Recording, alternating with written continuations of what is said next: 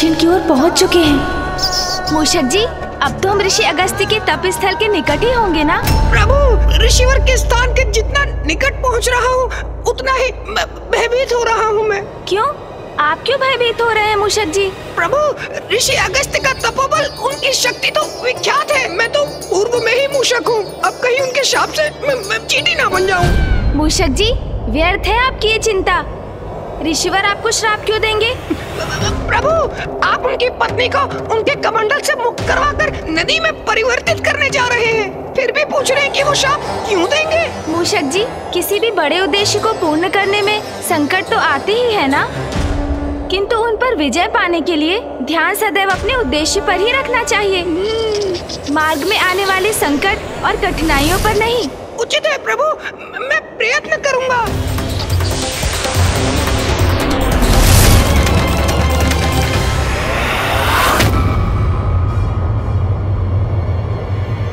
वो देखिए मूषक जी, हो रहे ऋषि अगस्त्य। प्रभु के कहने पर भी मैं भयमुक्त होकर ऋषिवर के निकट जाने का साहस ही नहीं जुटा पा रहा हूँ। मूषक जी, क्या हुआ? आपने अपनी गति धीमी क्यों कर ली? चलिए अब शीघ्र नीचे उतरिए। प्रभु, मेरा सुझाव मानिए तो आपको जो भी उपाय करना है यही ऊपर से कर लीजिए प्रभु। शीघ्रता से हमारा कार्य संपन्न भी हो जाएगा, फिर नीचे जाने की आवश्यकता ही क्या है। मूषक जी, ये क्या कह रहे हैं आप? क्या ये विचार है आपका कि मैं ऋषिवर का कमंडल उठाकर यहाँ से ओझल होकर ये कार्य संपन्न करूँगा? उत्तम, अति उत्तम योजना है प्रभु। आप ना ऋषिवर का कमंडल उठा लीजिए, अपने हाथ में लेते ही उसे पलट दीजिएगा।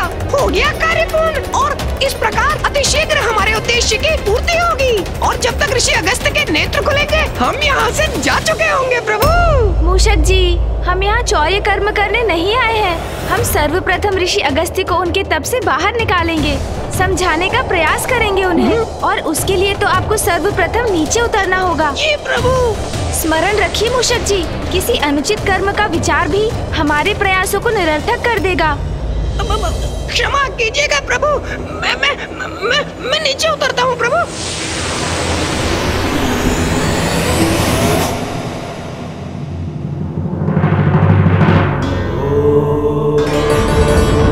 इतने दिव्य महान व्यक्तित्व वाले ऋषिवर अगस्त्य के दर्शन पाकर मैं धन्य हुआ आज।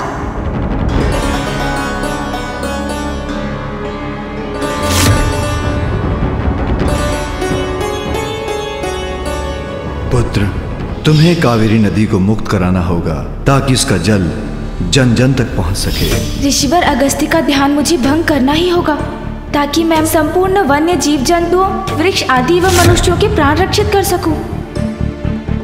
प्रभु, जो भी करना है शीघ्र करिए ना, जिससे हम भी शीघ्र यहाँ से प्रस्थान कर सके।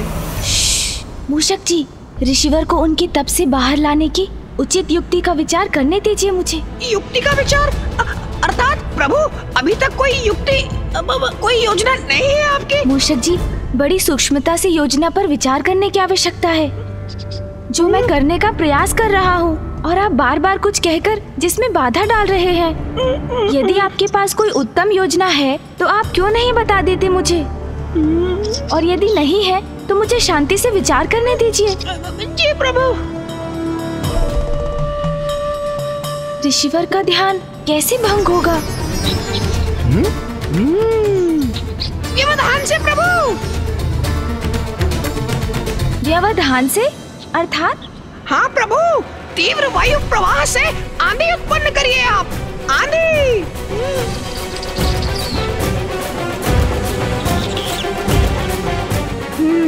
उचित है मूषक जी। जी प्रभु।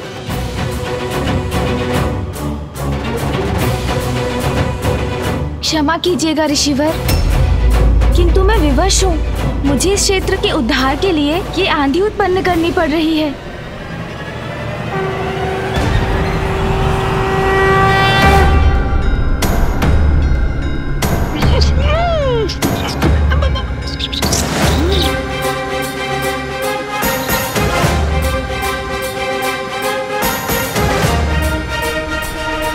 प्रभु तो आंधी उत्पन्न कर रहे हैं, किंतु ऋषिवर के नेत्र खुलने पर कैसा बवंडर उत्पन्न होगा।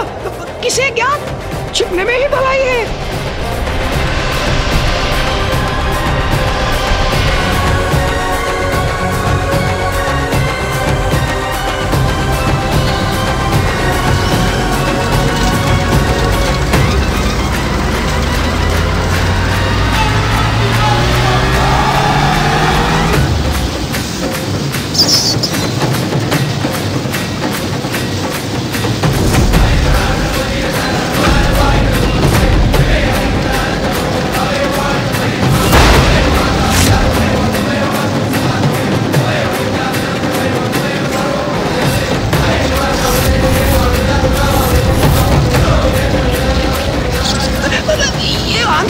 ऋषिवर तक पहुंचने ही वाली है।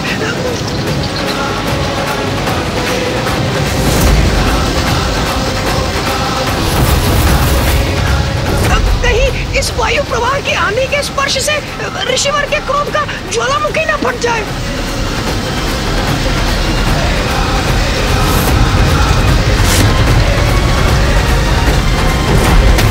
अब शीघ्र भंग होगा ऋषिवर का ध्यान।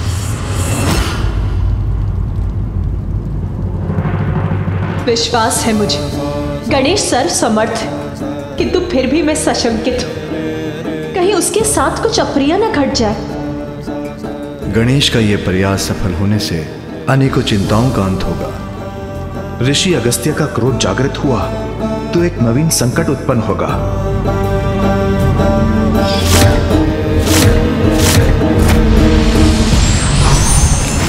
कैसी विकट परिस्थिति है ये? किसकी अधिक चिंता करूं मैं? इस बवंडर के टकराव से ऋषि अगस्त्य के ध्यान भंग होने की, अथवा बवंडर द्वारा इस कमंडल के गिरकर उल्टा हो जाने की। दोनों ही अवस्थाओं में गुरुदेव, ऋषि अगस्त्य कहीं क्रोध में आकर गणेश को कोई श्राप न दे बैठे। तपोबल के धनी ऋषि अगस्त्य ने यदि श्राप दिया तो वह अकाट्य होगा।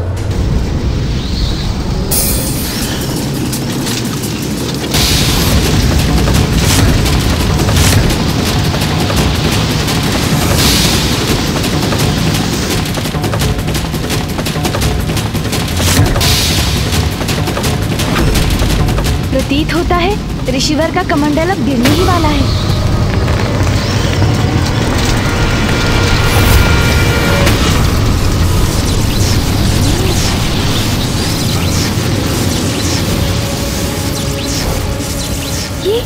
ये क्या हुआ?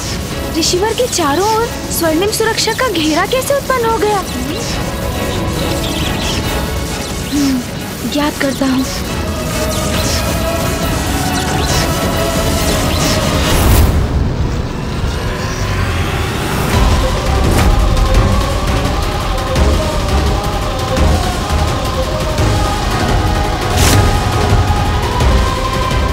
क्या ये बवंडर तो इसी ओर लौट रहा है? हाँ प्रभु। मूषक जी सावधान।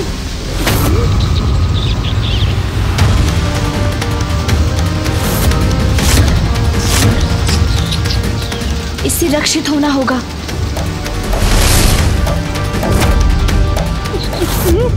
अब मैं कैसे बचूं?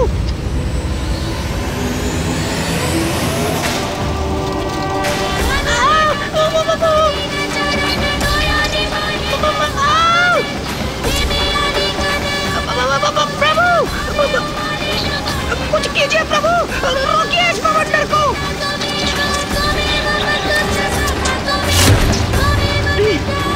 इस बवंडर को आकाश की ओर धकेल देता हूँ मैं।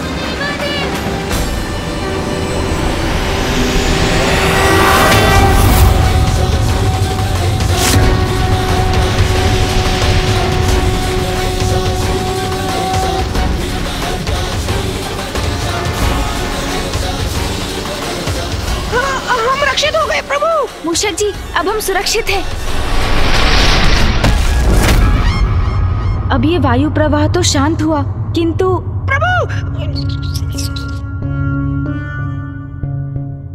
प्रभु, इस बवंडर ने तो उलटकर मेरे ही दुर्दशा कर दी। हाँ मूषक जी, हमारा ये उपाय तो व्यर्थ हुआ। अब कुछ और सोचना होगा। और सोचना होगा? आप सोचिए प्रभु, मैं तो तनिक विश्राम कर लेता हूँ। इन टहनियों के प्रहार भी विद्युत के प्रहार समान प्रतीत हो रहे थे मुझे। विद्युत, सुना ना आपने प्रभु, विद्युत। हाँ हाँ, आपने अभी कहा था कि जैसे आपको लगा विद्युत प्रहार हो रहे हैं आप पर। नहीं नहीं प्रभु, मैं ये कह रहा हूँ विद्युत का प्रभाव अवश्य होगा ऋषिवर पर, उससे इनका ध्यान अवश्य भंग होगा। हाँ, कदाचित ये उचित रहेगा मूषक जी।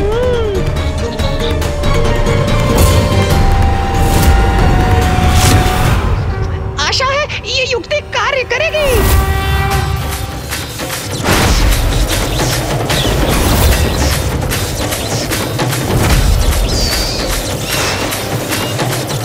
मैंने वायु का सुझाव दिया था तो विद्युत के समान प्रतीत हुआ था। अब विद्युत के सुझाव से कहीं अग्निवार न हो जाए मुझ पर। मेरा तो छिपना ही उचित है।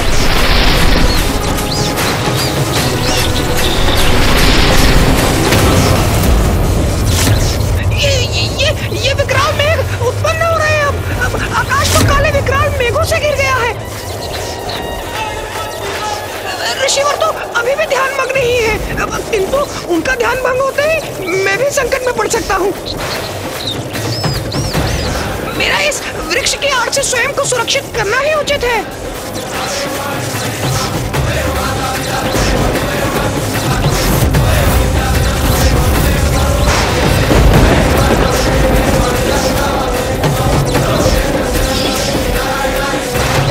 प्रभु के समान मैं भी वृक्ष के ऊपर चढ़कर ही सुरक्षित हो सकूंगा।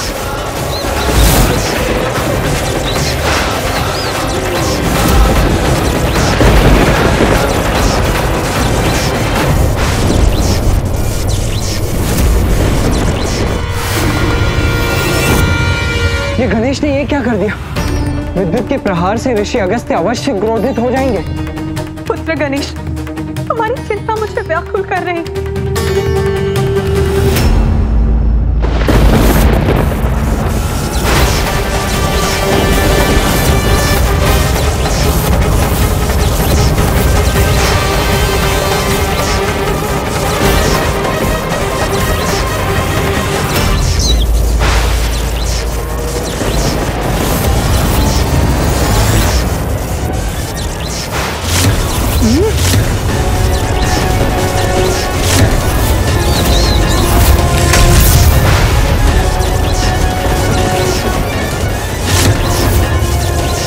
वृक्ष की ओर भी आ सकती है।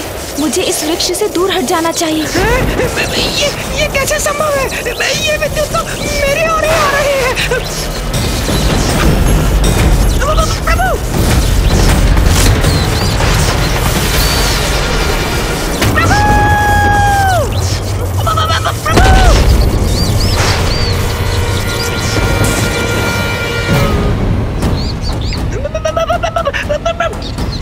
मूषक जी,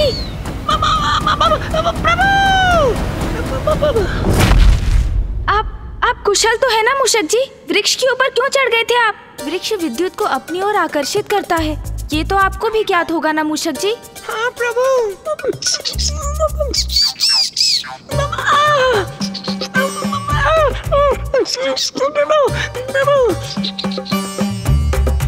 मेरा मुख, मेरा सुंदर मुख, क्या हो गया इसे?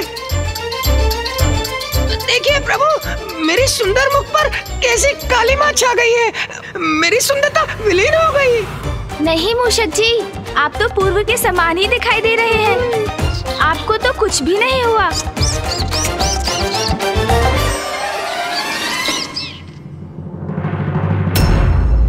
मूषक जी, बवंडर और विद्युत तो ऋषिवर का स्पर्श भी नहीं कर सके। इनसे भिन्न कुछ और उपाय करना होगा मुझे। प्रभु गणेश की सारी योजनाएं असफल हो रही हैं। मुझे शंका है, कहीं उसकी योजना का कोई भीषण परिणाम न हो। कहीं ऋषि अगस्त्य अत्यधिक क्रोधित न हो जाए। गणेश की युक्तियां। अभी तक गणेश ने अपनी बुद्धि से उपजी युक्ति का कहां प्रयोग किया है, और वही उसकी भूल है। बुद्धि का देवता है वो, उसे अपनी बुद्धि से युक्ति लगानी होगी, तभी सफल होगा वो। प्रभु, अब तो कदाचित ऋषिवर को उनके तप से बाहर ला सकता है। हाँ प्रभु, मैंने विचार कर लिया है। नहीं मूषक जी, मुझे क्षमा कीजिए। मुझे ज्ञात है आप मेरी सहायता करने का प्रयास कर रहे हैं, किंतु अब नहीं। मैं आपके सुझाव लेता रहा, वो मेरी भूल थी, किंतु इस बार तो मैं अपनी बुद्धि की युक्ति पर ही चलूंगा।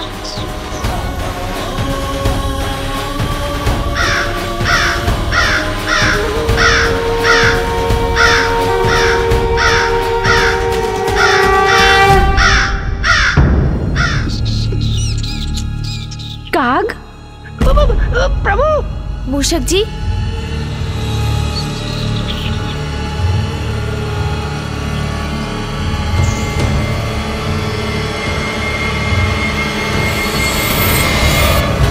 युक्ति तो मिल गई मूषक जी।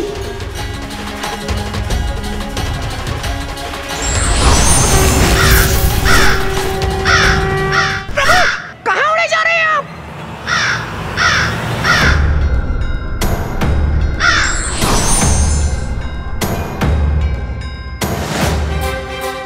प्रभु, मुझे यहाँ अकेले छोड़ गए। यदि ऋषिवर का ध्यान भंग हुआ तो, और मैं उनकी दृष्टि में पड़ गया तो अवश्य शाप दे डालेंगे मुझे।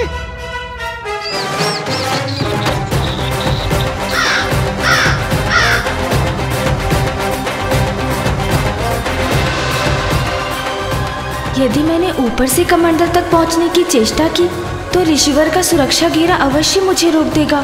कदाचित मुझे नीचे से धरती के भीतर से कमंडल तक जाना चाहिए।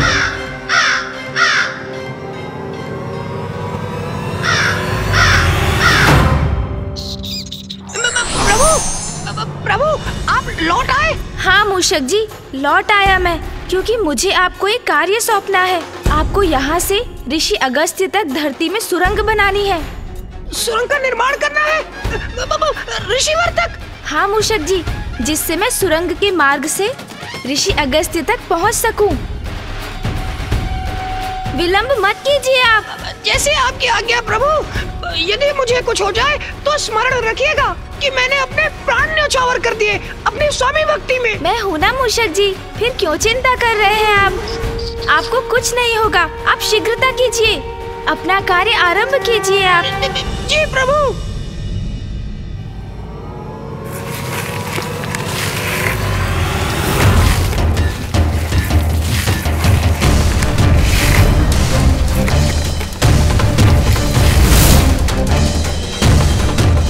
मूषक जी, सुरंग का कार्य पूर्ण हो गया? प्रभु, सुरंग तो तैयार है, किंतु प्रभु ने तो मेरी बात ही नहीं सुनी। मैंने सुरंग तो बना दी, लेकिन ऋषि अगस्त के भय से सुरंग के दूसरी ओर बाहर निकलने का छिद्र ही नहीं बना पाया। ये क्या? मूषक जी ने तो कार्य अधूरा ही छोड़ दिया। सुरंग से बाहर निकलने के लिए छिद्र मुझे ही बनाना होगा।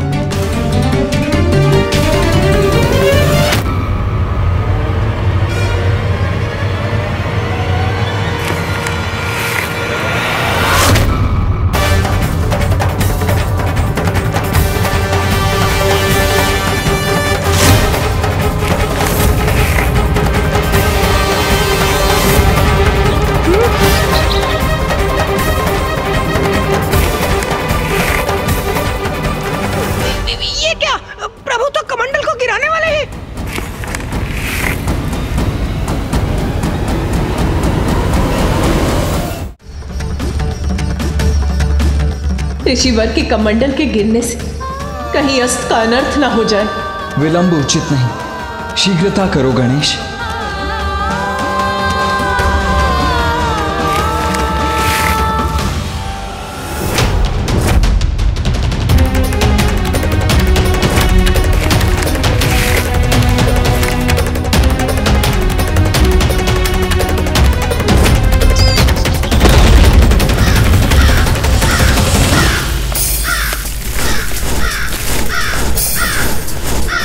कमंडल तो पुनः स्थित हो गया।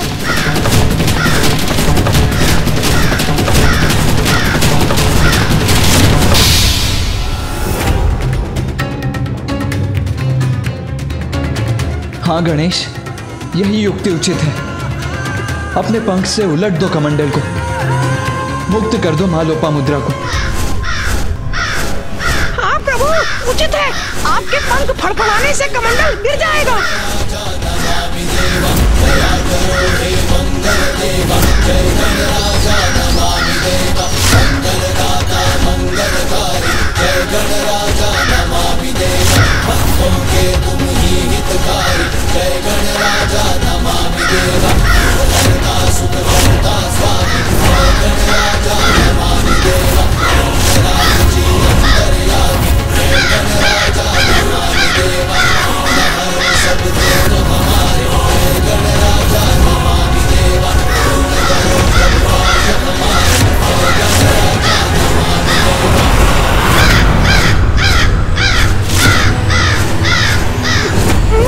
ऋषिवर का ध्यान भंग हो गया।